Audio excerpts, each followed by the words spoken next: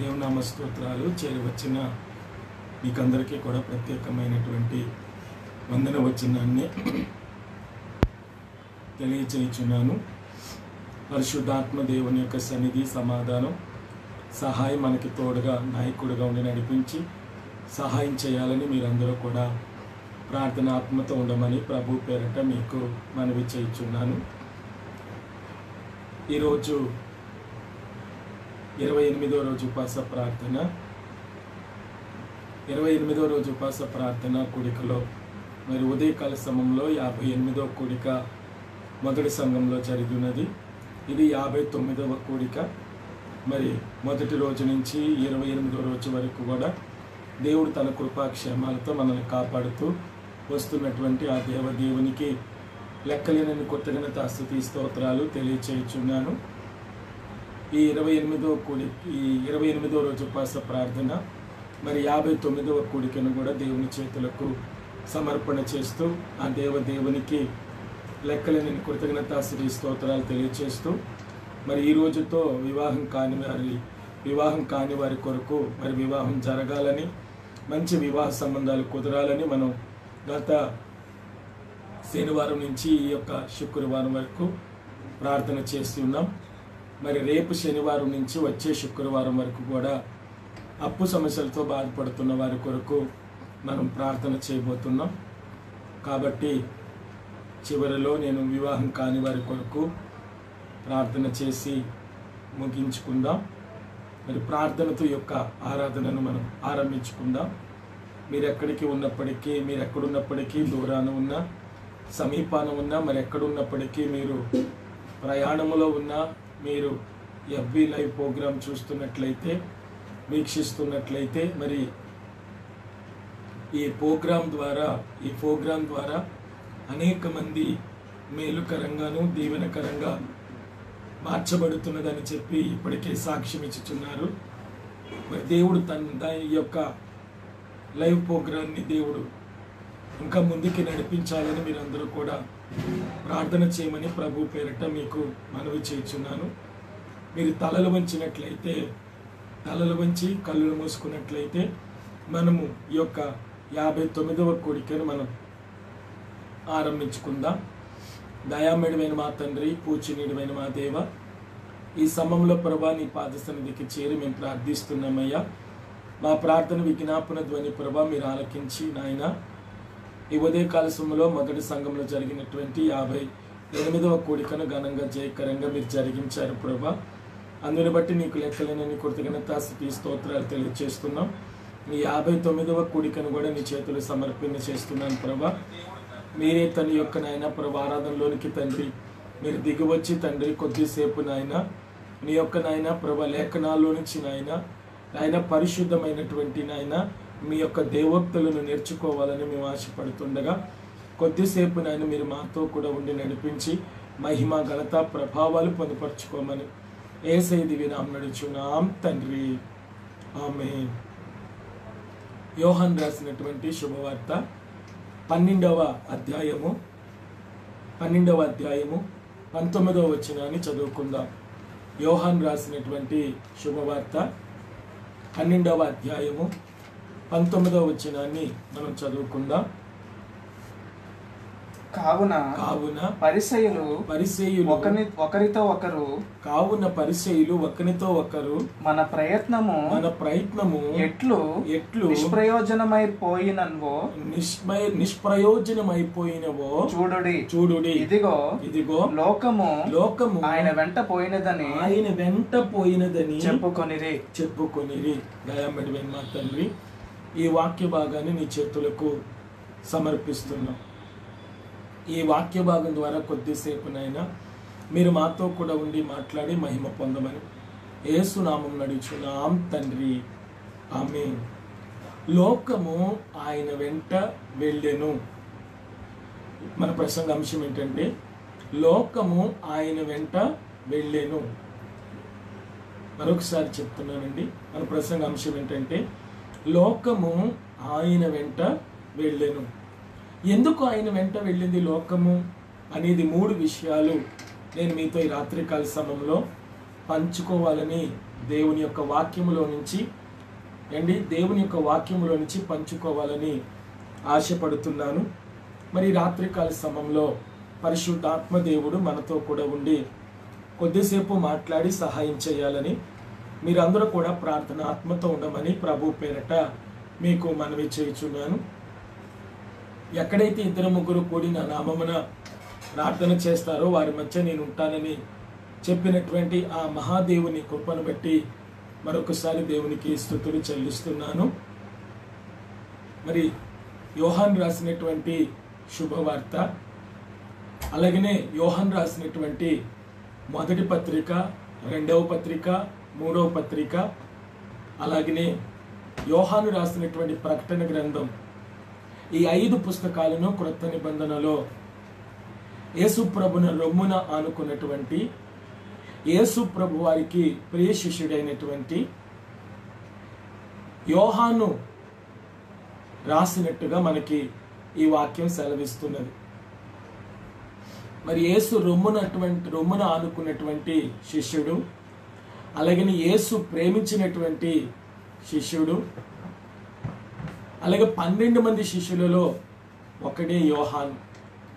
మరి యోహాను 5 పుస్తకాలను రాయటం జరిగింది. ప్రకటన గ్రంథము, అలాగే మొదటి యోహాను పత్రిక, 2వ యోహాను పత్రిక, 3వ యోహాను పత్రిక, అలాగే యోహాను రాసినటువంటి శుభవార్త.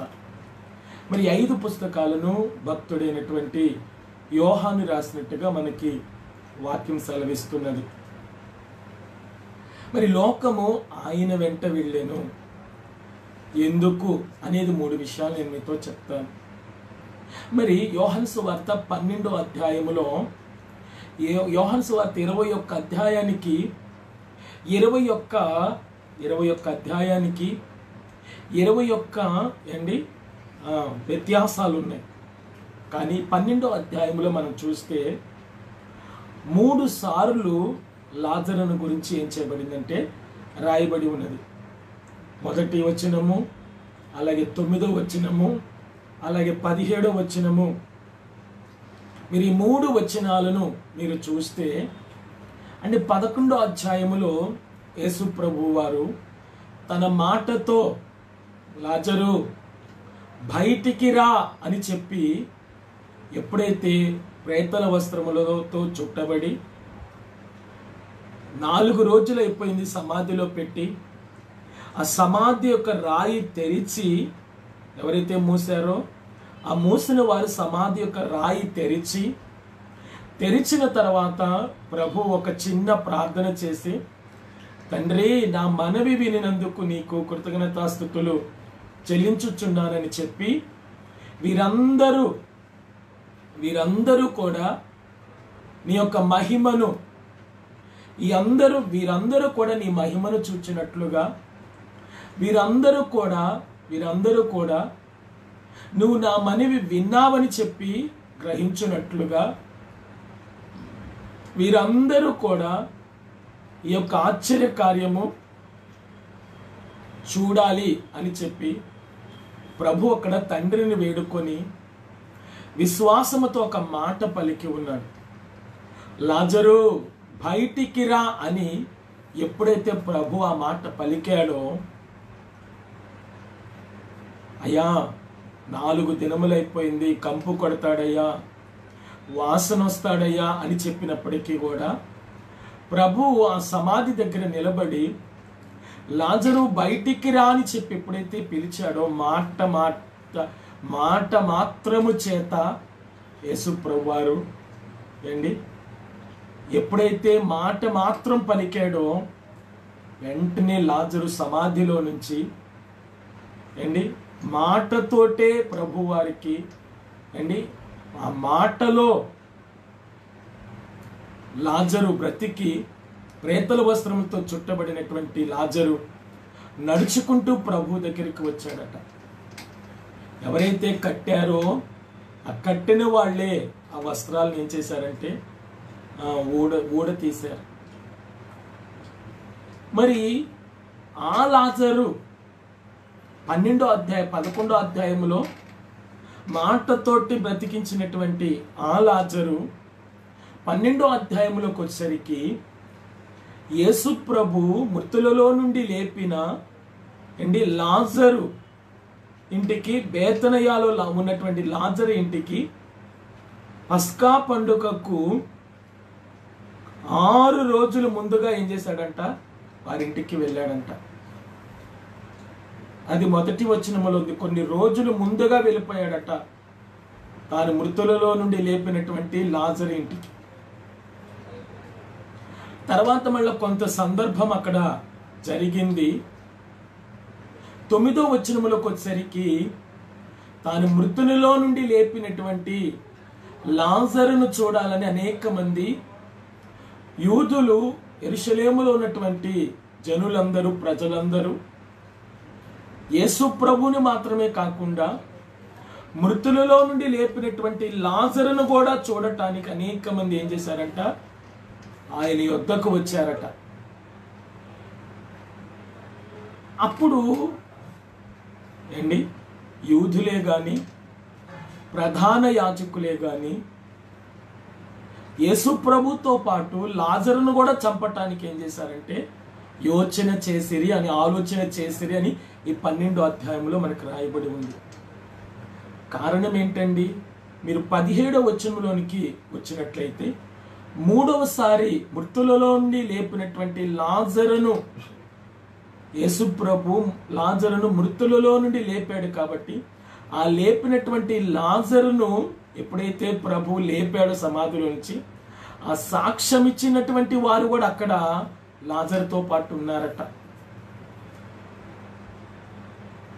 విని 3 సందర్భాల్లో మృతులలో నుండి లేపిన లాజరు, తాను మృతులలో నుండి లేపిన లాజరు అనేటువంటి మాట రాయబడి ఉన్నది.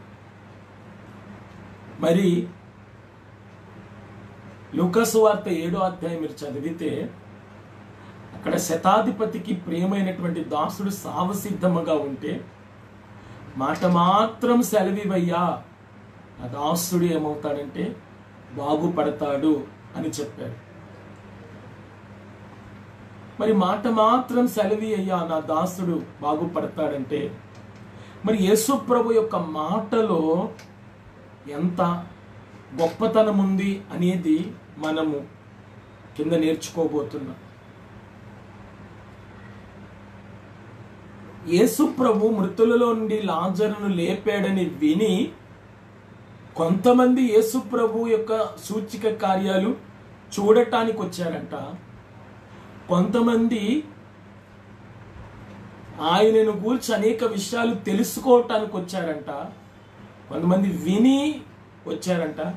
కొంతమంది విన్నదాన్ని అవునా కాదా అని తెలుసుకోవటానికి వచ్చారంట. మరికొంతమంది సాక్ష్యం ఇవ్వటానికి వచ్చారంట. మేము కూడా లాజరును లేపినప్పుడు మేము కూడా కళ్ళారా చూసాం అనేటువంటి సాక్ష్యం చెప్పటానికి వచ్చారట. అందుకని మీరు పేతురు పత్రిక చదివితే యేసుప్రభు వారు బాప్తిసం పొందుతున్నప్పుడు, బాప్తిసం ఇచ్చి యోహాను నీళ్లలో ఉన్నాడు. ఆ నీళ్లలోనికి యేసుప్రభు వారు దిగినప్పుడు ఆకాశము తెరవబడి పరిశుద్ధాత్మ పావురము వలె యేసు ప్రభువారి మీద నిలబడి ఉందంట. అయితే ప్రభువు నీళ్లలో ఉన్నాడు, కుమారుడు నీళ్లలో ఉన్నాడు, పరిశుద్ధాత్ముడు ఆయన మీద పావురం వలె వాలుతున్నాడు. తండ్రి ఆకాశములో నుంచి స్వరము ద్వారా ఏమవుతున్నాడంటే మాట్లాడుతున్నాడు. ఈయన నా ప్రియ కుమారుడు, ఈయన యందు నేను ఏం చేస్తున్నానంటే ఆనందించుచున్నాను అనేటువంటి మాటకు మేము సాక్షులము అంటాడు పేతురు. అంటే ఆ మాట పలుకుతున్నప్పుడు, అలాగనే మీరు 17వ అధ్యాయం చదివితే మత్తయి సువార్తలో రూపాంతర కొండ మీదకి పేతురును, యాకోబును, యోహానును వెంట పెట్టుకుని ఆ కొండపైకి ప్రభు తీసుకుని వెళ్ళాడు. ఆ ముగ్గురిని ఒక చోట పెట్టి ఆయన కొంత దూరం వెళ్ళి వారు చూస్తూ ఉండగా వారు రూపాంతరము పొందాడు అట ప్రభు. దానిని రూపాంతర కొండ అని కూడా పిలిచారు.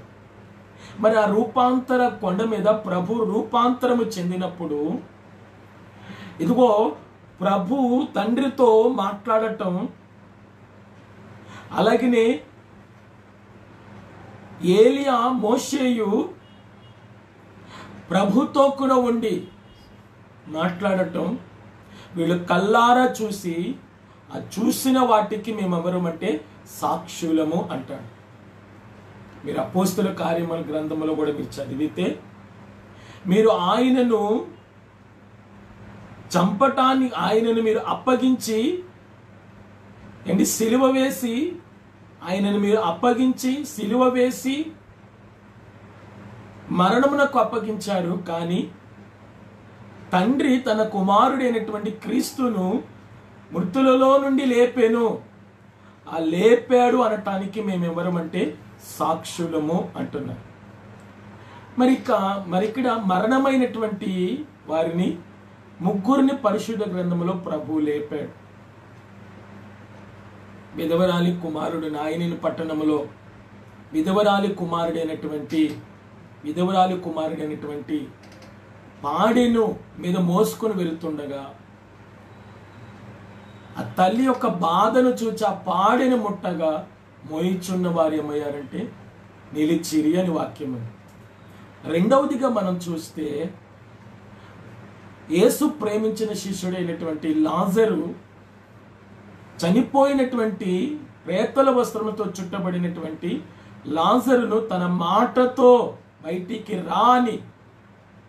రా లాజరు బయటికి రా అని పిలిచినప్పుడు, ప్రేతల వస్త్రముతో చుట్టబడినటువంటి లాజరు, 4 దినములైపోయినటువంటి సమాధిలో పెట్టబడినటువంటి లాజరు ఆయన మాట చేత ఏం చేశాడంటే బయటికి వచ్చాడు. మూడవదిగా యాయిరు కుమార్తె చనిపోయినటువంటి సమాజ మందిరపు అధికారిని యాయిరు కుమార్తెను చనిపోయిన బోధకుని నువ్వెందుకు శ్రమ పెడతావు, ఇదిగో నువ్వు వచ్చి జరగవలసినటువంటి కార్యము చూడు అనినప్పుడు, నీ కుమార్తె చనిపోలేదు కానీ నీ కుమార్తె ఏమవుతుందంటే నిద్రించుచున్నదే కానీ చనిపోలేదని ప్రభు చెప్పారు. అంటే ముగ్గురిని చనిపోయినటువంటి వారిని తిరిగి ప్రభు లేపినట్టుగా మనకి వాక్యం ఆధారం ఉన్నది. మరి దేవుని యొక్క వాక్యాన్ని బట్టి మనం చూస్తే, ఇక్కడ శాస్త్రులు వీళ్ళు అనుకుంటున్నారు యేసు ప్రభునే చంపాలని అనుకుంటుంటే, యేసు ప్రభు మృతులలో నుండి లేపినటువంటి లాజరు కూడా యేసు ప్రభుతో పాటు ఉండేసరికి లాజర్ని చూడాలని కొంతమంది వచ్చారు. చచ్చిపోయిన మనిషి ఎలా బ్రతికాడో, అసలు ఎలా జీవంతో ఉన్నాడో అది చూద్దామని చాలా మంది ఏం చేశారంటే లాజరును చూడాలని కొంతమంది వచ్చారంట. తెలుసుకొని తాను మృతులలో నుండి లేపినటువంటి లాజరును యేసు లేపాడని కొంతమంది తెలుసుకొని వచ్చారంట. కొంతమంది విని వచ్చారంట, జన సమూహములు, యూదులు. ఎందుకంటే వారి యొక్క మతాన్ని, వారి యొక్క యూదా మతాన్ని కొంతమంది విడిచి ఈ లాజరును లేపినటువంటి దాన్ని బట్టి అనేకులు విశ్వాసముంచిరి అనేటువంటి మాట 10వ వచనములో ఉంది. 12:10. అంటే వినినటువంటి దాని ద్వారా అనేకులు ఏం పొందారంటే విశ్వాసం ఉంచారంట. తమ యొక్క మార్గముల నుంచి, తమ యొక్క మతము నుంచి, తమ యొక్క ఆచార కట్టడల నుంచి యేసు ప్రభుని వెంబడించటానికి, యేసు ప్రభు వెనకాల ఉన్నటువంటి యేసు ప్రభు ప్రేమిస్తున్నటువంటి కుటుంబంలో లాజరుని చూడటానికి చాలా మంది విని కొంతమంది వచ్చారంట, కొంతమంది తెలుసుకొని వచ్చారంట, కొంతమంది చూడాలని వచ్చారంట. అలాంటి సమయంలో యేసు ప్రభుతో పాటు లాజరును కూడా చంపాలని వారు ప్రణాళిక సిద్ధం చేసుకున్నారు. అలాంటి సమయంలో వీరు అనుకుంటున్నారు, ప్రధాన యాజకులు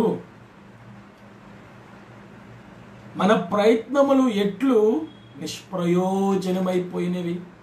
అంటే యాజకుల యొక్క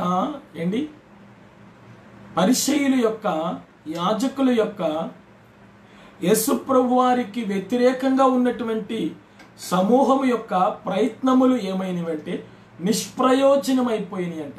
మీరు అంటున్నారు ఒకరితో ఒకరు చెప్పుకుంటున్నారంట.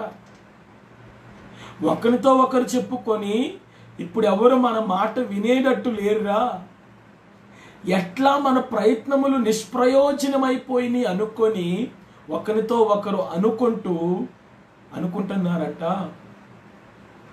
లోకం ఆయన మాట విని లోకం ఆయన వెంట ఏమైనదంటే పోయినది అనుకున్నారంట. ఏమన్నారండి? లోకం ఆయన వెంట వెళ్ళాను అని చెప్పి అనేక మంది అనుకుంటూ ఉన్నారంట. కారణం ఏంటి? లోకం ఆయన వెంట వెళ్ళటానికి, లోకం ఆయన వెంట వెళ్ళను. ఎందుకు వెళ్ళను? ఒకటి, ఆయన మాటలలో నిత్య జీవం ఉన్నది కాబట్టే. యేసుప్రభు వారు అన్నారు ఒక చోట, ఇదిగో లోకాధికారి వచ్చుచున్నాడు, వానితో మీకేమి పని అన్నాడు. ఈయన లోకానికి, పరలోకానికి, సర్వలోకానికి ఆయన ఎవరంటే సర్వాధికారి, మన నజరేయుడైన యేసుక్రీస్తు. అందుకని ఆయన సర్వాధికారి అయిన దేవుడై ఉండి నిరంతరము ఏమై ఉన్నాడంటే స్తోత్రార్హుడై ఉన్నాడు అంటాడు. ఎవరండి?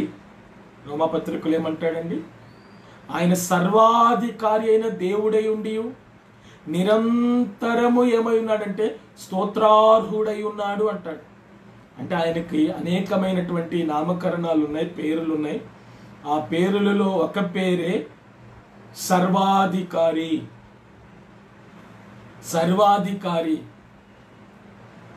అందుకని మత్తయి సువార్త 11వ అధ్యాయములు అంటాడు, తండ్రి నేను భూలోకంలోనికి వచ్చుచుండగా తండ్రి నాకు ఈ లోకములో తన యొక్క సర్వాధికారాన్ని ఏం చేస్తాడంటే ఇచ్చి ఉన్నాడు అంటాడు. అందుకని యోహాను సువార్తలో అంటాడు, నాకు ప్రాణం పెట్టడానికి అధికారం కలదు, నేను ప్రాణం తీసుకోవటానికి ఏం కలదంటే అధికారం కలదు అంటారు. అందుకే మరణము తప్పించుట ప్రభువైన యెహోవా వశము అన్నారు. మరి లోకాధికారి ఉన్నాడు. ఈ లోకాధికారి కంటే ఈ లోకానికి, పరలోకానికి, సర్వలోకానికి మన ప్రభు ఎవరంటే సర్వాధికారి అయి ఉన్నాడు. మరి ఇక్కడ దేవుని యొక్క వాక్యాన్ని మనం చూసినట్లయితే లోకము ఆయన వెంట వెళ్ళెను. ఎవరి వెంట? యేసు వెంట. లోకము ఆయన వెంట వెళ్ళెను. ఎందుకు? ఒకటి, ఆయన మాటలలో నిత్య జీవమున్నది గనుక. చెప్పండి, ఆయన మాటలలో నిత్య జీవము కలదు గనుక లోకం ఆయన వెంట వెళ్ళెను. యోహాను సువార్త 6వ అధ్యాయము 68వ వచనాన్ని చదువుదాం. యోహాను రాసినటువంటి శుభవార్త 6వ అధ్యాయము 68వ వచనాన్ని చదువుదాం. సీమోను పేతురు ప్రభువా ఎవని యొద్దకు వెళ్ళుదము? చూడండి, సీమోను పేతురు ప్రభువా ఎవని యొద్దకు వెళుదము? నీవే నిత్య జీవపు మాటలు గలవాడవు. చూడండి, నీవే ఏం గలవాడవు? నిత్య జీవపు మాటలు గలవాడవు. నీవే దేవుని పరిశుద్ధుడవని, నీవే దేవుని పరిశుద్ధుడవని మేము విశ్వసించి ఎరిగి ఉన్నామని ఆయనతో చెప్పాను. చాలండి, ఏమంటున్నాడండి? సీమోను పేతురు ప్రభువా ఎవని యొద్దకు వెళ్ళుదము? నీవే నిత్య జీవపు మాటలు కలవాడవు. అంటే ఆయన మాటలలో నిత్య జీవమున్నది.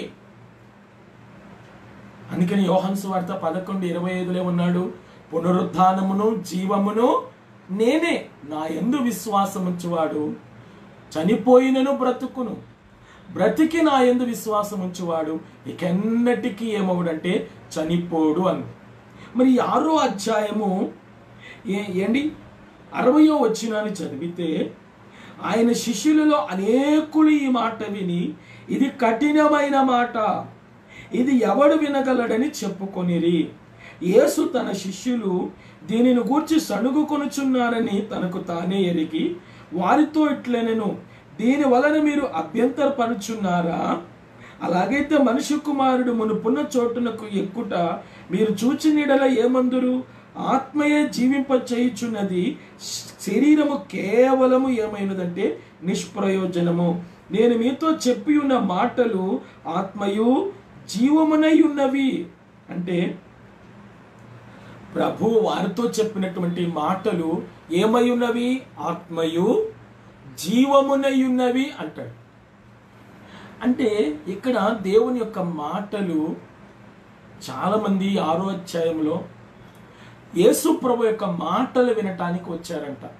12 మంది శిష్యులు, 500 మంది శిష్యులు, అనేక వందల మంది శిష్యులు ప్రభు కాలంలో ప్రభుకు శిష్యులుగా ఏర్పరచుకున్నారు. మరి ఏర్పరచుకుంటున్నటువంటి సమయంలో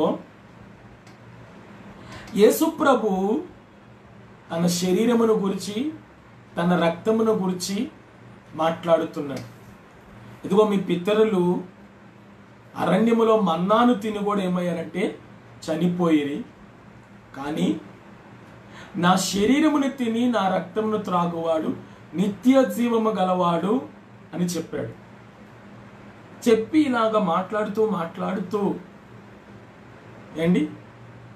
ఎవరైతే నా శరీరమును తినరో, ఎవరైతే నా యొక్క రక్తమును తాగరో వారు నిత్య జీవము కలిగినటువంటి వారు కారు అని చెప్పి దేవుడు తన యొక్క బోధ అక్కడ మాట్లాడుతున్నప్పుడు కొంతమంది శిష్యులకు కఠినమైనటువంటి బోధగా అనిపించిందంట. ప్రభు యొక్క మాటలు ఎంత కఠినంగా ఉన్నాయి, అలాగైతే ప్రభుని ఎవరు వెంబడించగలరు అని చెప్పి శిష్యులోనే కొంతమంది సణుగుకుంటున్నారంట. ఆ సణుగుకోవటం ప్రభు ఎరిగి కొంతమంది శిష్యులు ఏమనుకున్నారు? ఇది కఠినమైన మాట, ఇలాగైతే ఆయన మాట ఎవరు వినగలిరి, ఎవరు వినగలుగుతారు అని అన్నారంట. మరి మీరు 5వ అధ్యాయం 24వ వచనం చదివితే, నా మాట విని నన్ను పంపిన వాని యందు విశ్వాసముంచు ప్రతివాడు, నా మాట విని నన్ను పంపిన వాని యందు విశ్వాసముంచు ప్రతివాడును నశింపక నిత్య జీవము గలవాడుగా ఉంటాడు. వాడు మరణములోనికి రాక వాడు తీర్పులోనికి రాక మరణములో నుంచి జీవములోనికి ఏమవుతాడంటే దాటి వెళతాడు అని. మరి ఆయన మాట వినటానికి ఇక్కడ వీళ్ళు ఏమవుతున్నారండి? ఆయన మాట వినటానికి ఇక్కడ వీళ్ళు ఏమనుకుంటున్నారు? ఇది కఠినమైనటువంటి మాట, ఇలాగైతే ప్రభువుని ఎవరు వెంబడించగలరి అని చెప్పి శిష్యులు, అనేక మంది శిష్యులు వచ్చినప్పుడు ఆ శిష్యులతో మాట్లాడుతున్నాడంట. మాట్లాడుతుంటే వాళ్ళకి ఇది కఠినమైనటువంటి మాటగా అనిపించిందంట. యేసు ప్రభు తన స్వయంగా ఏర్పాటు చేసుకుని 12 మంది శిష్యులు ప్రభుతో అనలేక తమలో తాము సణుగుకుంటున్నారని ప్రభు ఎరిగి ఇదిగో మరి ఈ మాటనే మీరు వినలేకపోతే, నేనున్నప్పుడే నేను చెప్పినటువంటి మాటలు మీరు వినలేకపోతే, నేను ఎక్కిపోవలసినటువంటి సమయం వచ్చినప్పుడు, నేను పరమునకు వెళ్ళినప్పుడు నా మాటల వల్ల మీరు ఎలా నిలబడగలరు అని చెప్తూ నా మాటలు ఏమన్నాడు? అలాగైతే మనిషి కుమారుడు మునుపున్న చోటకు ఎక్కుట మీరు చూచిన యెడల ఏమందురు? ఆత్మయే జీవింప చేయుచున్నది, శరీరము కేవలం ఏదంటే నిష్ప్రయోజనము. నేను మీతో చెప్పి ఉన్న మాటలు ఆత్మయు జీవమునై ఉన్నవి. ఏంటండి? ప్రభువు శిష్యులతో చెప్పుతున్నటువంటి మాటలంట ఆత్మయు జీవమునై ఉన్నవి అన్నాడు. ఈ మాటలు ఆ రోజు వచ్చినటువంటి ఆ శిష్యులకి అర్థం కాక వారు అప్పటి నుంచి వెనక తీసి ఇకెన్నడూ ప్రభువుని వెంబడించలేదు అని అక్కడ వాక్యం ఉంది. వాళ్ళు ప్రభు యొక్క బోధ, అందుకని మత్తయి సువార్త 7వ అధ్యాయములో అంటాడు, ఇరుకు ద్వారమున ప్రవేశింప పోరాడుడి, నాశనమునకు పోవు ద్వారము వెడల్పును, నాశనముకు పోవు మార్గం ఎలా ఉందంటండి? వెడల్పుగా ఉందంట.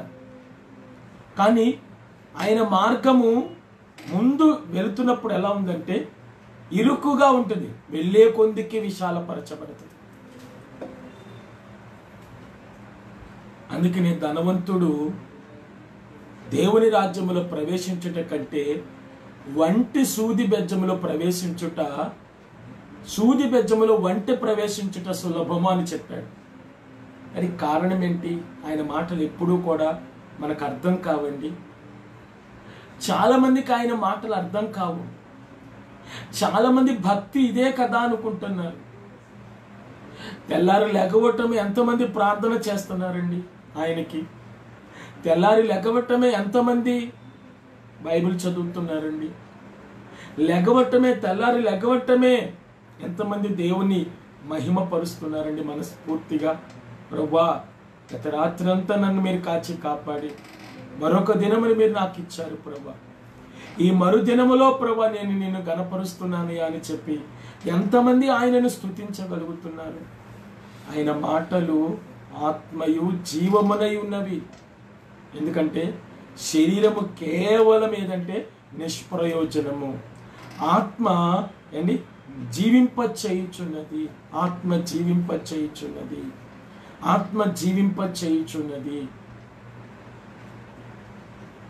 అందుకని ఎప్పుడు శరీరమునకు ఆత్మకు వైరము కలుగుతూ ఉంటుందని రోమాపత్రికలో పౌలు రాస్తున్నాడు 8వ అధ్యాయం. మరి రాత్రికాల సమయంలో ఆ శిష్యులు ఆ కఠినమైన మాట అని చెప్పి అనుకొని, అమ్మో ప్రభువునైతే మనం ఇలాగ ఇంత కఠినమైనటువంటి బోధ అయితే మనం వినలేమని చెప్పి వాళ్ళు ఏం చేశారంటే అప్పటి నుంచి వెనుక తీసి ఇకెన్నడూ ఆయనను వెంబడించలేదు అని వాక్యము. వాళ్ళు వచ్చిన వాళ్ళంతా ప్రభు మాటలకు లోబడకుండా, విధేయత చూపకుండా, విన్నారు కానీ విశ్వసించకుండా వెళ్ళిపోవటం ప్రభు చూసి, ప్రభు మిగిలినటువంటి 12 మంది శిష్యులు కూడా 60వ వచనంలో సణుగుకున్నారని, 61వ వచనంలో సణుగుకున్నారని ఉంది కదా.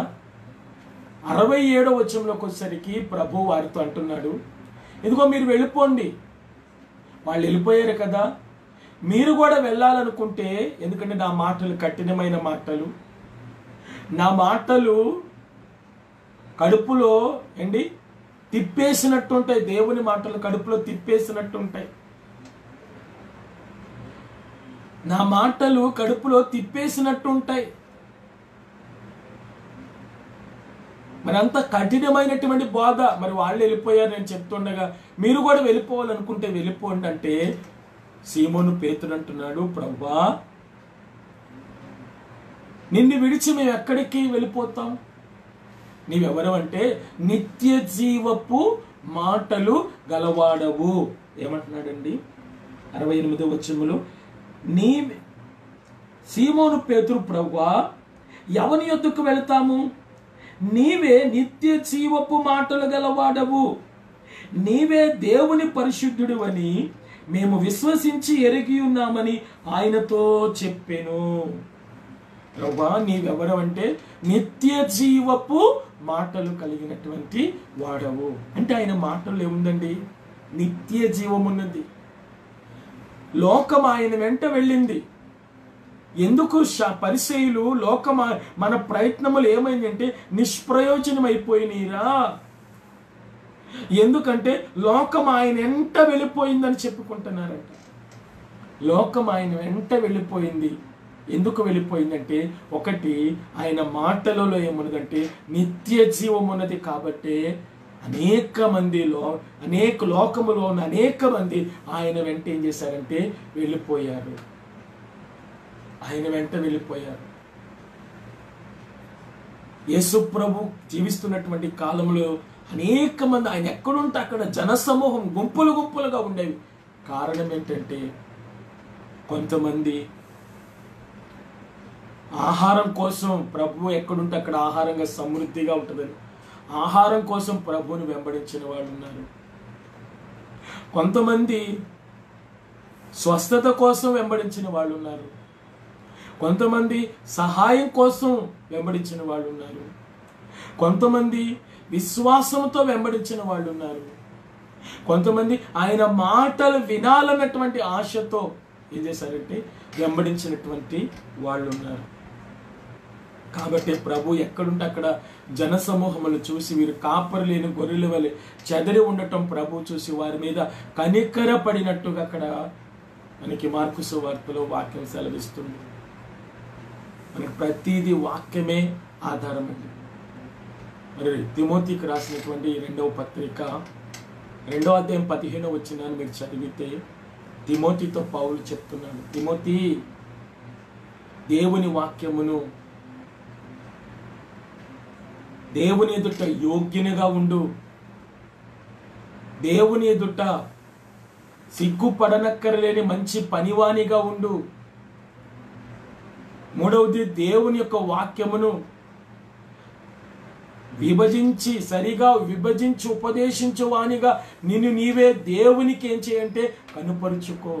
అంటే దేవుని ఎదుట ఏంటి నువ్వు యోగ్యునిగా ఉండు తిమోతి అన్నాడు. అలాగనే సత్యవాక్యమును సరిగా విభజించి ఉపదేశించువానిగా ఉండు తిమోతి అన్నాడు. 3వదిగా నేను నీవే దేవునికి కనుపరుచుకో అన్నాడు. మరి ఈరోజు ఎంతమంది సత్యవాక్యమును సరిగా విభజించేటువంటి బోధకులు ఉన్నారండి చెప్పండి. ఈరోజు ఎంతమంది సత్యవాక్యమును సరిగా విభజించి ఉపదేశించేవారుగా ఉన్నారు. ఈరోజు దేవుని వాక్యం ఉన్నది ఉన్నట్టు చెప్తే సంఘాలలో ఆత్మలు ఉండరు. ఎందుకంటే ఆయన మర్మమై ఉన్నట్టుగా వారికి బోధించినట్టుగా, క్రీస్తు మర్మమై ఉన్నాడన్నట్టుగా కొంతమంది ఆ మర్మమైనటువంటి క్రీస్తును విడిచిపెట్టేసి మర్మరాల గురించి చెప్తున్నారు. మర్మరాల గురించి మరి ఈరోజు రాత్రికాల సమయంలో ఆయన మాటలలో ఏమన్నదంటే నిత్య జీవం ఉన్నది. 2020 సంవత్సరాల క్రితమే యేసు ప్రభులు వారి లోకానికి వచ్చినప్పుడు యేసు ప్రభుని గుంపులుగా సమూహాలుగా సమూహాలుగా జన సమూహములు ఆయనను వెంబడించటానికి, ఆయన ఏ గృహములో ఉంటే అక్కడ ఖాళీ లేకుండా ప్రభువు దగ్గరకు జనుల సమూహం రావటానికి కారణం ఏంటంటే ఆయన మాటలలో లోకం ఆయన వెంట ఎందుకు వెళ్ళిందంటే ఆయన మాటలలో నిత్య జీవమున్నది గనక లోకం ఆయన వెంట వెళ్ళినది. 2వది ఆయన మాటలలో ఏముందంటే క్షమాపణ ఉన్నది. 1 ఆయన మాటలలో నిత్య జీవం ఉన్నది కాబట్టి లోకం ఆయన వెంట వెళ్ళింది. రెండవది ఆయన మాటలలో ఏముందంటే క్షమాపణ ఉన్నది. ఆయన మాటలలో ఏమున్నదండి? క్షమాపణ ఉన్నది. యోహాను సువార్త 8వ అధ్యాయము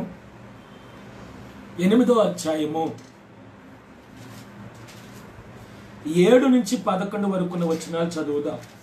యోహాను సువార్త 8వ అధ్యాయము 7 నుంచి 11 వరకు ఉన్న వచనాలు చదువుదాం. వారాయనను పట్టు వదలక అడుగుచుండగా ఆయన తల ఎత్తి చూచి మీలో పాపము లేనివాడు, చూడండి, మీలో పాపము లేనివాడు మొట్టమొదట తమ మీద ఆమె మీద రాయవేయవచ్చునని వారితో చెప్పి మరలా వంగి వ్రాయిచుండెను. వారా మాట విని పెద్దవారు మొదలుకొని చూడండి, పెద్దవారు మొదలుకొని చిన్నవారి వరకు ఒకని వెంట ఒకడు ఏమయ్యాను బయటికి వెళ్ళిరి. యేసు ఒక్కడే మిగిలెను. ఆ స్త్రీ మధ్యను నిలవబడి ఉండెను. యేసు తల ఎత్తి చూచి అమ్మా వారెక్కడ ఉన్నారు? ఎవరును నీకు శిక్ష విధింపలేదా అని అడిగినప్పుడు ఆమె లేదు ప్రభువా నేను. అందుకు యేసు నేనును నీకు శిక్ష విధింపను. చూడండి, అందుకు యేసు నేనును నీకేమి విధింపను? శిక్ష విధింపను. నీవు వెళ్ళి ఇక నువ్వు పాపము చేయకుమని ఆమెతో చెప్పాను. అంటే యేసు ప్రభు దేవాలయములో ఏం చేస్తున్నాడంటే బోధిస్తున్నాడట. బోధిస్తూ ప్రజలందరూ ఆయన ఎద్దుకు వచ్చిరి గనుక ఆయన కూర్చుండి వారికి బోధించుచుండెను. పరిసయ్యులు, శాస్త్రులు వ్యభిచారము చేత పట్టబడినటువంటి ఒక స్త్రీని చూసి రాళ్లతో, ధర్మశాస్త్ర ప్రకారం వ్యభిచారం చేత పట్టబడిన స్త్రీని రాళ్లతో చంపాలి అని ధర్మశాస్త్రములో మోషే రాశాడు. మరి మోషే వీళ్ళకి మూలపితరుడుగా ఉన్నాడు, పెద్దగా ఉన్నాడు, ధర్మశాస్త్రం ఇచ్చినటువంటి వ్యక్తిగా ఉన్నాడు. దేవుడే రాశాడు, మోషేకి ఇచ్చాడు, మోషే వీళ్ళకి ఇచ్చాడు.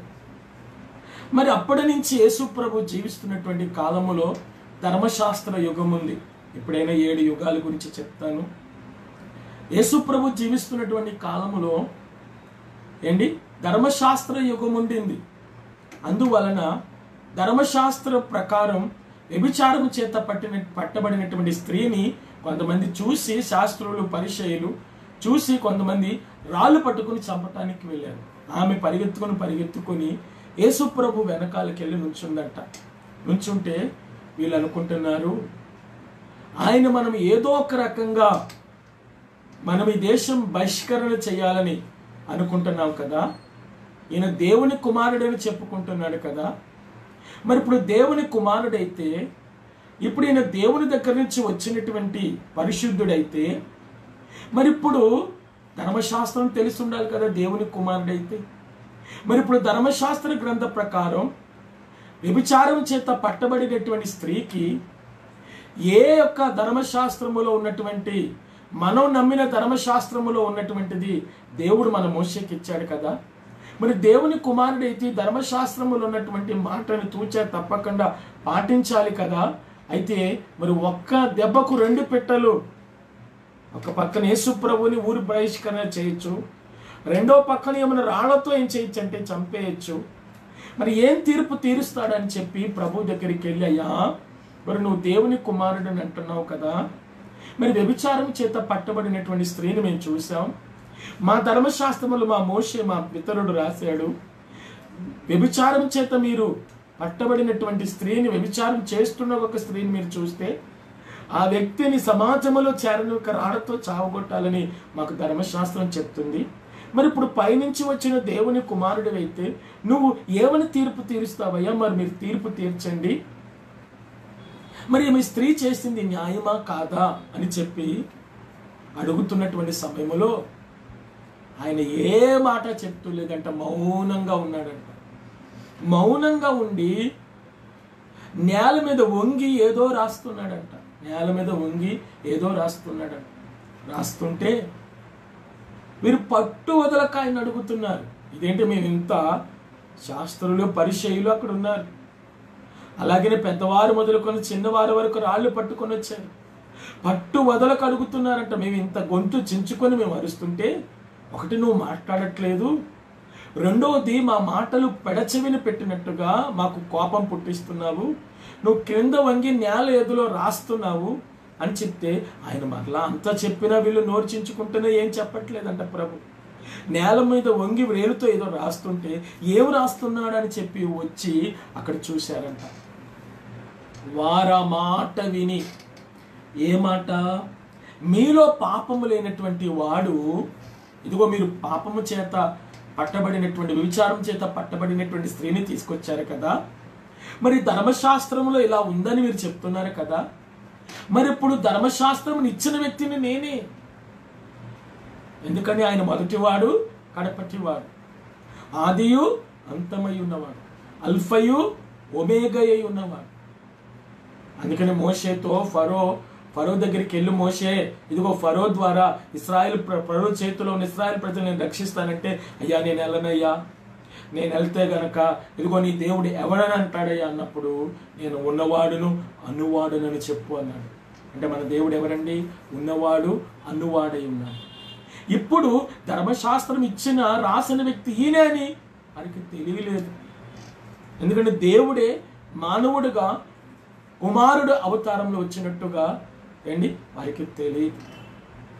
అందుకనే పత్రికలో, తిమోతి పత్రికలో ఆయన సశరీరుడుగా ఏమైనంటే ప్రత్యక్షుడయ్యను అంటాడు.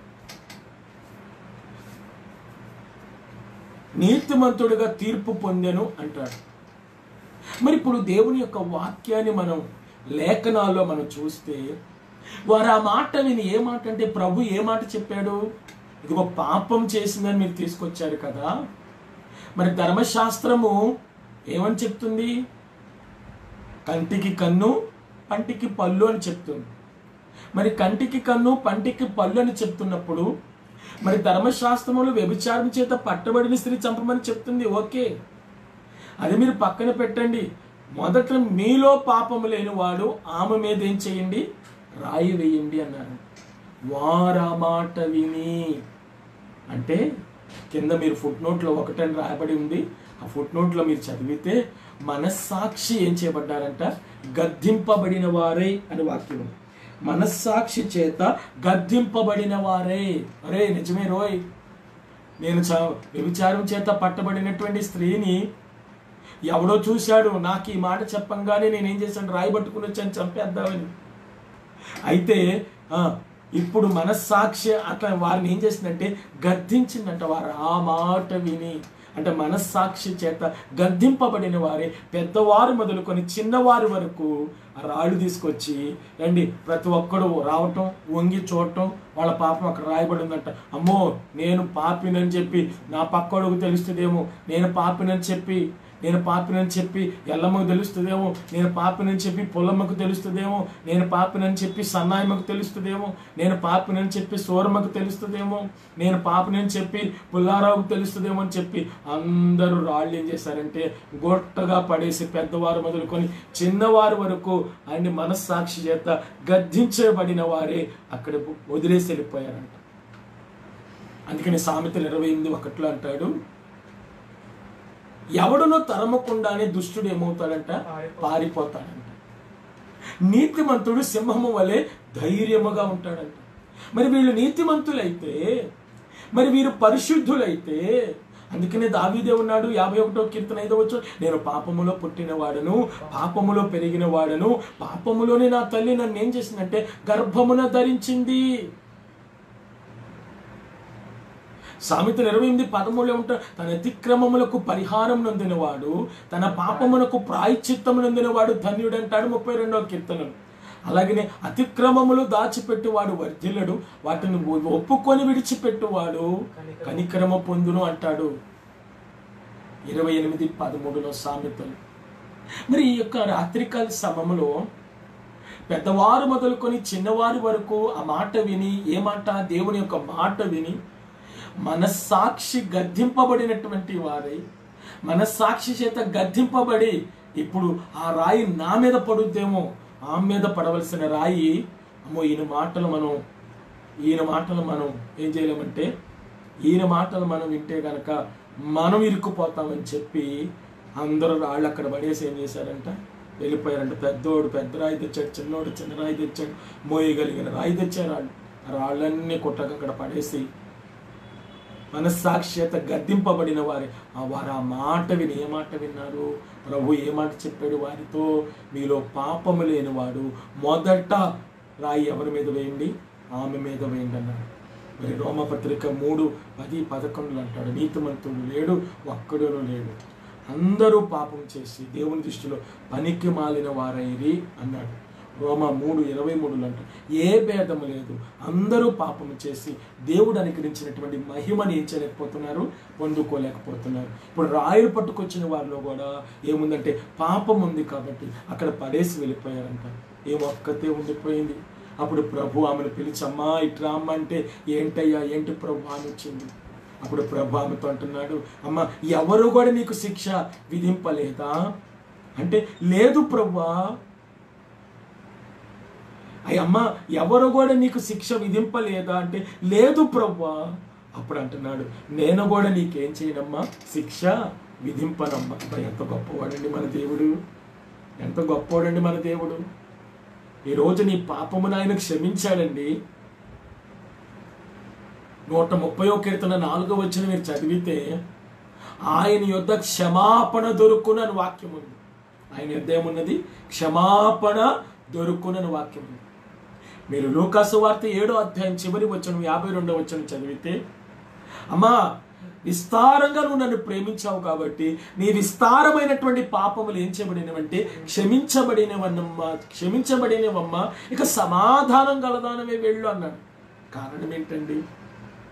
ఆయన దగ్గర క్షమాపణ దొరికింది ఆమెకి. అమ్మా ఇక్కనూ పాపం చేయకమ్మా అన్నాడు. ఈరోజు కూడా దేవుడు నువ్వెంత ఘోరం పాపం చేసినా పాపాన్ని ఏం చేస్తాడంటే క్షమిస్తాడు. కానీ అదే పనిగా పాపం చేస్తే క్షమించడు. అదే పనిగా పాపం చేస్తే క్షమించడు. ఇకను ఏం చేయొద్దన్నాడు ఆమెను. పాపం చేయమని పర్వాలేదు, వెళ్ళిపోయి ఇక నేను క్షమించాను, ఇక మళ్ళీ నీ పాపంలో నువ్వు ఉండు అన్నాడా? సమరయ స్త్రీతో అన్నాడు కదా, ఇదిగో నీకు 5 పెనిమిట్టులు ఉన్నారు, ఇప్పుడున్నవాడు నీవాడు కాడు అన్నాడు. ఏంటి ఈరోజు నీ విశ్వాసం ఎలా వర్ధిల్లుతుంది? నీలో నువ్వు దేవుని నమ్మిన తర్వాత విశ్వాసం నీలో ఎలా వర్ధిల్లుతుంది? విశ్వాసములో నువ్వు ఎలా తులతూగుతున్నావు? ఆయన యొద్ద ఏం దొరుకునంటే, అమ్మా వాళ్ళే శిక్ష విధించినప్పుడు నేను ఎందుకు శిక్ష విధిస్తానమ్మా? అయితే ఆయన రక్తమాంసములు కలిగిన వాడిగా ఈ లోకానికి వచ్చాడు, కానీ ఆయనలో పాపము లేదు అంటాడు. పాపము లేని వాడిగా జన్మించాడు అంటాడు. ఎందుకంటే ఆయన జన్మలో పాపము లేదు. ఆయన జన్మ పరిశుద్ధమైన జన్మ కాబట్టి, ఆయన జన్మలో పాపము లేదు కాబట్టి మన జన్మలో పాపం ఉంది అండి. మన యొక్క జన్మ కర్మ పాపములు బట్టి మనం పాపులుగా తీర్చబడ్డాం. కానీ ఆయన జన్మలో ఏం లేదంటే జననములో పాపం లేదు కాబట్టి, ఆయన పరిశుద్ధుడిగా ఈ లోకానికి జన్మించాడు కాబట్టి, ఆయన పవిత్రుడు కాబట్టి, ఆయన నిర్దోషి కాబట్టి, ఆయన నిష్కల్మషుడు కాబట్టి, ఆయన పాపులలో చేరక ప్రత్యేకంగా ఉన్నవాడు కాబట్టి, ఈరోజు నువ్వు కూడా పాపులలో చేరక ప్రత్యేకంగా నువ్వు దేవుని కొరకు ఉండగలుగుతున్నావా?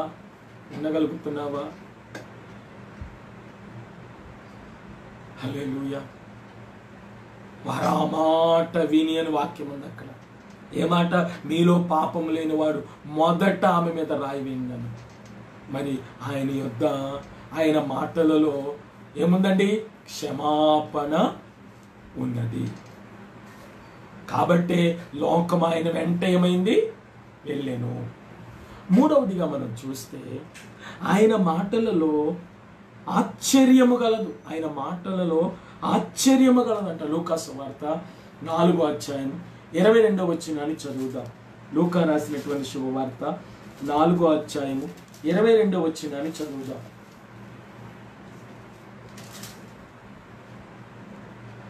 అప్పుడు అందరూ ఆయనను గూర్చి సాక్ష్యం ఇచ్చొచ్చు. చూడండి, అప్పుడు అందరూ ఆయనను గూర్చి సాక్ష్యం ఇచ్చొచ్చు. ఆయన నోట నుండి వచ్చిన దయగల మాటలకు ఆశ్చర్యపడి.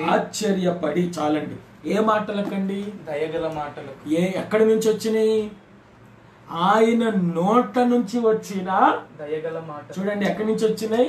ఆయన నోటి నుంచి వచ్చిన దయగల మాటలకు జనులు ఏం పడ్డారంట? ఆశ్చర్యపడిరి. అంటే ఆయన మాటలలో ఏముందండి? ఆశ్చర్యం ఉన్నది. ఎందుకో తెలుసా? మీరు 14వ వచనం నుంచి మీరు చదివితే యేసు ప్రభు వారంట సమాజ మందిరములోనికి వెళ్ళి అనేక పుస్తకం, ఇప్పుడంటే మనకి 66 పుస్తకాలు ఒక గ్రంథంగా ఏం చేయబడినవి? ఒక గ్రంథంగా మనకి, పరిశుద్ధ గ్రంథంగా మనకి ఇచ్చారు 66 పుస్తకాలు. కానీ ఆ రోజుల్లో ఒక్కొక్క గ్రంథం ఒక్కొక్క చుట్టలా ఉండేదంట. తాళపత్రాల్లాగా ఉండేవట. ఒక్కొక్క గ్రంథం ఒక్కొక్క చుట్టలో ఉండేదంట. యేసు ప్రభుల వారు తరువాత 16వ వచనం చదివితే, తరువాత ఆయన తాను పెరిగిన నజరేతునకు వచ్చెను. తన వాడుక చొప్పున విశ్రాంతి దినమందు సమాజ మందిరంలోనికి వెళ్ళి చదువుటకై నిలుచుండగా ప్రవక్త అయిన యెషయా గ్రంథం ఆయన చేతికి ఇయ్యబడెను. ఆయన గ్రంథము విప్పగా, అంటే అనేకమైనటువంటి చుట్టలలో ఒక చుట్ట ప్రవక్త అయిన యెషయా గ్రంథం ఆయన చేతికి ఇచ్చారట. ఆయన యెషయా గ్రంథమును చేత పట్టుకొని అక్కడ అదిగో ఆత్మ నా మీద, ప్రభు ఆత్మ నా మీద ఉన్నది, బీదలకు సువార్త ప్రకటించుటకై ఆయన నన్ను అభిషేకించెను, చెరలో ఉన్న వారికి విడుదలను, గుడ్డి వారికి చూపును కలుగునని ప్రకటించుటకును, నలిగిన వారిని విడిపించుటకును, ప్రభు హితవచనము ప్రకటించుటకును ఆయన నన్ను పంపి ఉన్నాడు అని వ్రాయబడిన చోటు ఆయనకు దొరికెను అని చెప్తూ, ఆయన గ్రంథము చుట్టి పరిచారకులు కిర్చి కూర్చుండెను. సమాజ మందిరములో ఉన్న వారందరూ ఆయనను తేరి చూడగా, సమాజ మందిరములో ఉన్న వారందరూ ఆయనను ఏం చేశారంట? తేరి చూడగా. ఆయన చెప్తున్నాడంటే, నేడు మీ వినికిడిలో ఈ లేఖనం ఏమైందంటే నెరవేరినని వారితో చెప్పసాగెను. ఎప్పుడైతే ఈ లేఖనము వినికిడిలో నెరవేరిందని చెప్పాడో అప్పుడు అందరూ ఆయనను గురించి సాక్ష్యం ఇచ్చొచ్చు. అమ్మో నిజమే నిజమే. ఎప్పుడైతే యేసుప్రభు యెషయా గ్రంథం తీసుకొని ఇదిగో బీదలకు సువార్త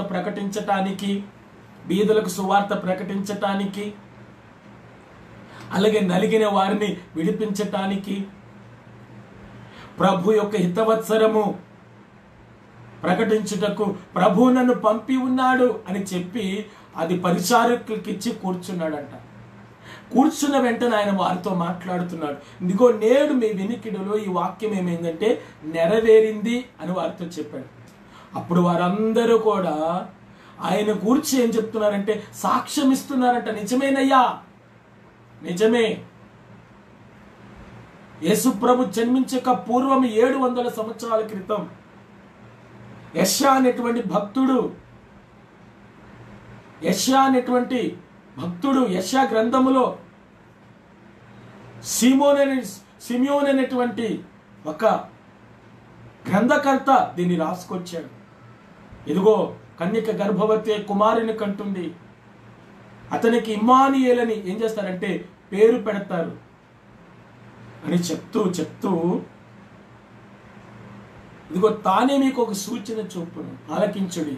ఇదిగో కన్యక గర్భవతి కుమారుని కను, అతనికి ఇమ్మానుయేలని పేరు పెడతారు. ఇవన్నీ చెప్తూ చివరి అధ్యాయంలోకి వచ్చరికి ప్రభు యొక్క ఆత్మ నా మీద ఉన్నది, బీదలకు సువార్త ప్రకటించుటకు, నలిగిన వారిని విడిపించుటకు, చెరలో ఉన్న వారిని విడుదలిచ్చుటకు ప్రభు నన్ను పంపి ఉన్నాడు అనే మాట అక్కడ కూర్చున్నటువంటి వారందరికీ బోధించి, ఇదిగో నేడు మీ వినికిడిలో ఈ వాక్యం ఏమైందంటే నెరవేరింది. అంటే ఆ రోజు యెషయా గ్రంథములో మీరు చదివినటువంటి మాటలు నా గురించే చెప్పబడినవి. ఇదిగో నేను మీ ఎదుటకు వచ్చి ఈ సువార్త ప్రకటిస్తున్నాను అని చెప్పంగానే అందరూ సాక్ష్యం ఇచ్చొచ్చు. ఆయన దయగల మాటలకు, ఆయన నోటి నుంచి వచ్చిన, ఎక్కడి నుంచి వచ్చినాయండి? ఆయన నోటి నుంచి వచ్చిన దయగల మాటలకు జనులు ఏం పడ్డారంటే ఎందుకు ఆశ్చర్యపడ్డారు ఆయన మాటలకు? చెప్పండి, ఆయన మాటలకు ఎందుకు ఆశ్చర్యపడ్డారు? ఆయన ఎవరికి అర్థం కాదండి. ప్రభు ఎవరికి అర్థం కాదు. ప్రభు ఈరోజు ఒక విధంగా చేస్తే రేపు ఇంకొకరి విషయంలో ఇంకో విధంగా చేస్తాడు. ఇదిగో నా విషయంలో చేసినట్టే మీ విషయంలో చెయ్యాలని లేదు.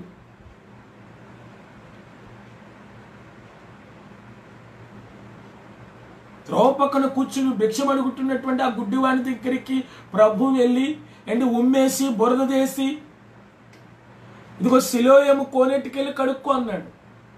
అదే సమయంలో 10 మంది కుష్ఠరోగులు వచ్చినప్పుడు ప్రభు వారి మీద చేతులుంచి ఏం చేయలేదంటే స్వస్థపరచులా, మీరు వెళ్ళి యాజకునికి కనపరుచుకోండి అన్నారు. అంటే వీళ్ళు స్వస్థత కోసం వస్తే యాజకుని దగ్గరికి వెళ్ళి మీరు చూడటమే మీకు స్వస్థత వస్తుంది అన్నారు. ఆయన వస్త్రపు చెంగులో స్వస్థత ఉన్నది, ఆయన మాటలో స్వస్థత ఉన్నది, ఆయన ఉమ్ములో స్వస్థత ఉన్నది, ఆయన రక్తములో స్వస్థత ఉన్నది. అందుకని రేహనాల్ బోంకే అనేటువంటి దైవజనుడు యేసు రక్తములో ఒక విమోచన, యేసు రక్తములో పాపానికి విమోచన ఉన్నదని, ప్రభు రక్తము కోసమే ప్రభు రక్త విషయమే ఆయన ప్రసంగం చేస్తున్నప్పుడు క్రీస్తు రక్తము గురించి ప్రసంగించకుండా ప్రారంభించడు, ముగించడు. ఆ విధంగా రేనాల్ బోంకే అనేటువంటి దైవజనుని బలమైనటువంటి పాత్రగా దేవుడు వాడుకోవట్లేదా? యేసు రక్తం ప్రతి పాపముల నుండి మనల్ని ఏం చేస్తుందంటే పవిత్రులుగా చేస్తుంది అన్నాడు. మరి ఎందుకు ఆయన దయగల మాటలకు, ఆయన నోటు నుంచి వస్తున్న ఆ దయగల మాటలకు జనులు ఏం పడ్డారంటే ఆశ్చర్యపడ్డారు. అంటే ఆయన మాటలలో ఏముందంటే ఆశ్చర్యం ఉంది. ఒక వ్యక్తిని స్వస్థపరచడానికి ఒక మాట ఉపయోగించాడు, ఇంకో వ్యక్తిని స్వస్థపరచడానికి ఇంకొక మాట. ఆయన విచిత్రాలు చేయవాడు.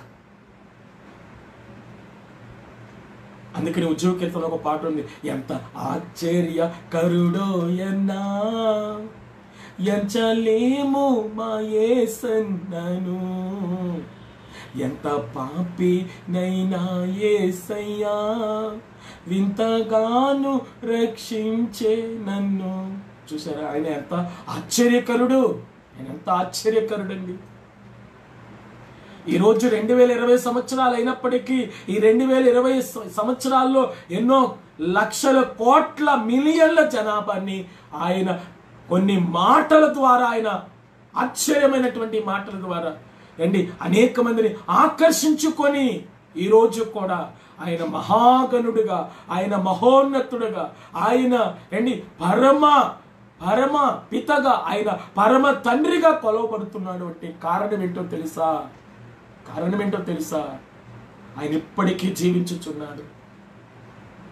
ఆయన మాటల్లో జీవం ఉన్నది, ఆయన మాటలలో క్షమాపణ ఉన్నది, ఆయన మాటలలో ఏముందంటే ఆశ్చర్యం ఉన్నది. ఎందుకండి లోకం ఆయన అంటే వెళ్తుంది. ఇప్పుడు కూడా కొన్ని పెద్ద పెద్ద సంఘాలు ఉన్నాయి, లక్షల్లో ఉన్న సంఘాలు ఉన్నాయి. మన మధ్య ఒక దైవజనుడు ప్రసంగం చేస్తూ పలానా మన యొక్క మినిస్ట్రీలో 10 లక్షల మంది జనాలు ఉన్నారు అని చెప్పాడు. అంటే కొంతమంది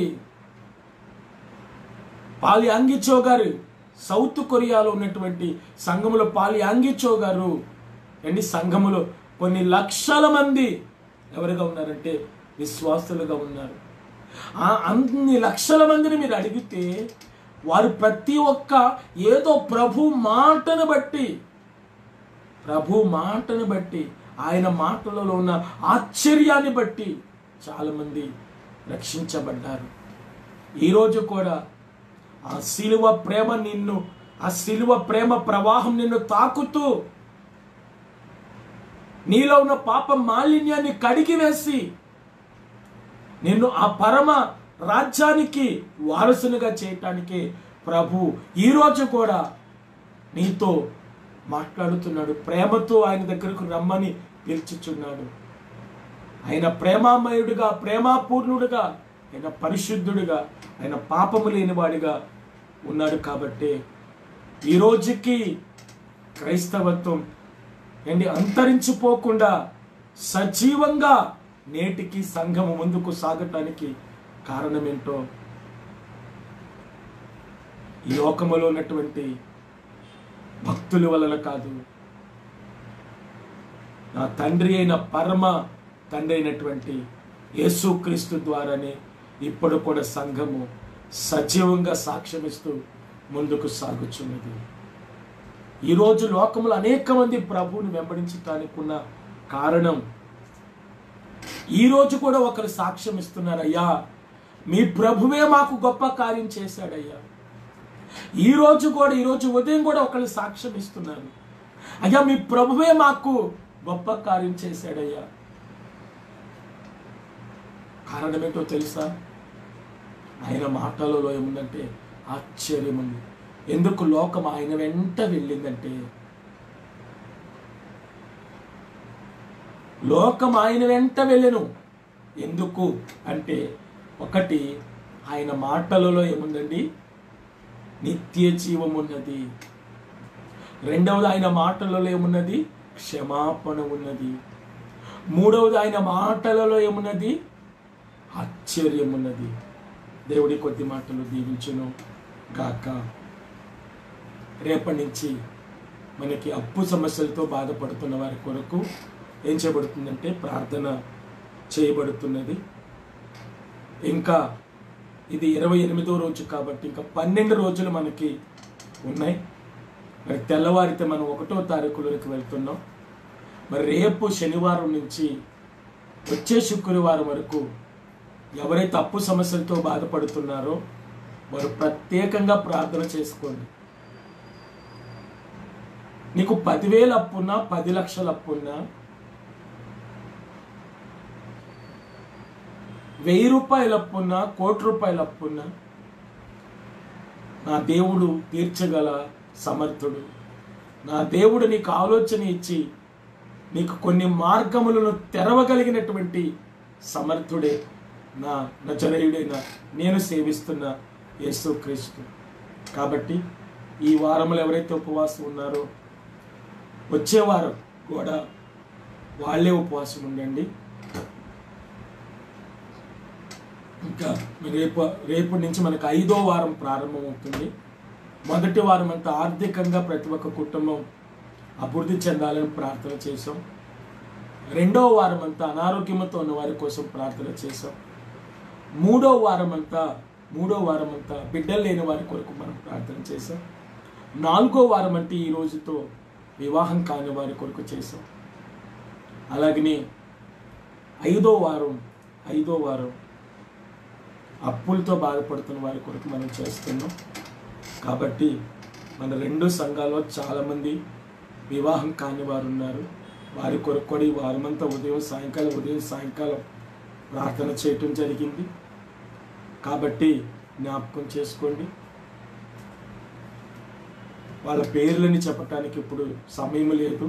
ఈ వారం అంతా ఎవరి గురించి వివాహం కాని వారి పేర్లు పెట్టి కూడా నేను తెల్లవారుజాము ప్రార్థన చేయటం జరిగింది. అలాగే సాయంకాలం జరుగుతున్న ప్రార్థనలో కూడా పేర్లు పెట్టి ప్రార్థన చేయటం జరిగింది. మరి ఈ రోజుతో వివాహం గురించి చేస్తున్న ప్రార్థన ముగించబడుతుంది. ఈరోజు ముగింపు ప్రార్థనతో రేపటి నుంచి వచ్చే శుక్రవారంకు అప్పు సమస్యలతో బాధపడుతున్న వారి కొరకు ప్రార్థన చేయబోతున్నాం.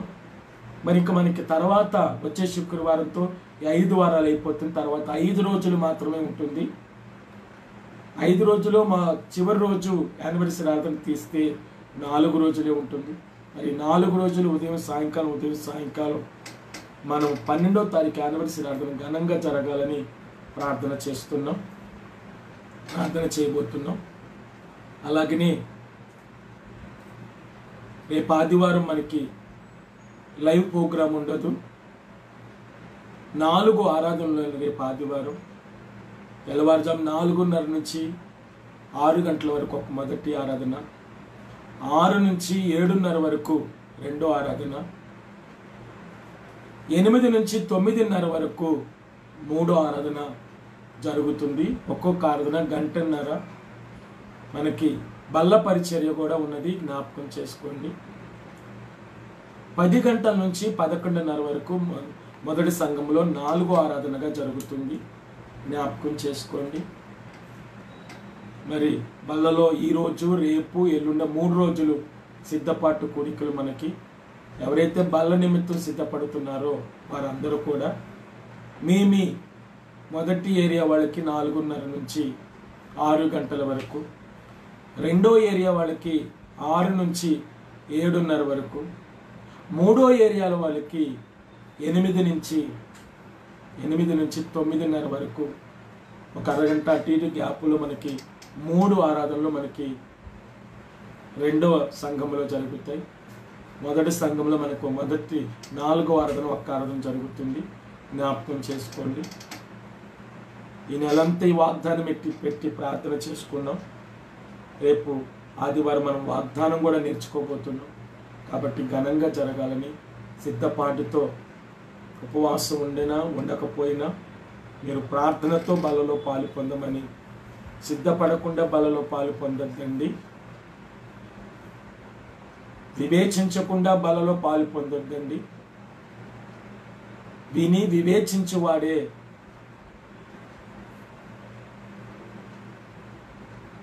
నిత్య జీవం కలిగిన వాడుగాను జీవిస్తాడు నిరంతరమని ప్రభువు చెప్పాడు. కాబట్టి ఆ మాటలు మీరు శ్రద్ధతో ఆలకించారని నమ్ముతున్నాను. దేవుడి కొద్ది మాటలు దీవించును గాక. ప్రార్థన చేసుకుందాం. మీరందరూ తలలు వంచినట్లయితే నేను ప్రార్థన చేస్తాను. ప్రార్థనతో ఈ ఆరాధన మనం ముగించుకుందాం. దయామేడమైన మా తండ్రి, పూజనీయుడైన మా దేవ, ఈ సమయంలో తండ్రి నాయన ప్రభా 28వ రోజు 59వ కూడికను ప్రభా నీ చేతులకు సమర్పిస్తున్నానయ్యా. మరి ఈరోజు ఎవరైతే ఉపవాసం ఉన్నారో ఉపవాసం ఉన్న ప్రతి ఒక్క బిడ్డను వారి వారి జీవితాల్లో అద్భుతం ఆశ్చర్యకార్యం జరిగించమని ప్రార్థిస్తున్నాను ప్రభా. వివాహం కానివటువంటి బిడ్డల కోసం ప్రార్థిస్తున్నాను.